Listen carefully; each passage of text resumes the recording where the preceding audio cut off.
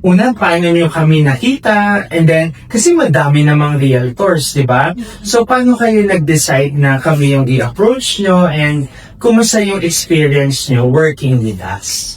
It's very satisfying kasi I think it was a sign when we saw yung sa YouTube, right? Sa YouTube? Ayun yun. Yung recently lang. Pero kasi yung una, and then, galing naman nila, ganyan. It keeps popping up. kasi nakita na namin yung last year. It's just that Sa Omni. sa uni Yeah, so last year na yun. Kaso lang, it was parang lang, we set it aside for some reason.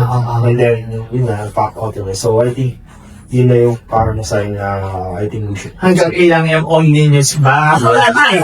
And then, kasi yung first naman, ang initially talaga, nung siyang nag-message niya kay Sis Alice.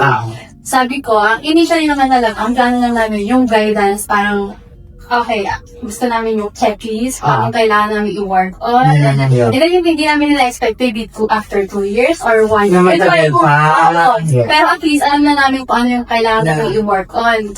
And then, yun nga yung nag-invite kayo sa bahay. Tapos sabi, hindi pa tayo nagkikita sa Facebook lang nagkausap. And then, i-invite tayo sa bahay nila. Parang, wow, parang, yun nga. And then, sabi ko, sige, tara, punta tayo. So, pagdating namin doon, yung parang, kaagad, yung hindi kami nahihiya, basta, Pasensya na, pizza lang mo na. Pizza lang yata yung dati. No, it's all good kasi yung parang yung motivation yun to get to that part, right? Yeah. It's a perfect timing. Yeah. I would say. So, yeah, yun yan. hindi lang rin namin in-expect. Kasi kumanap namin ng house, di ba? Wala kang 1 year.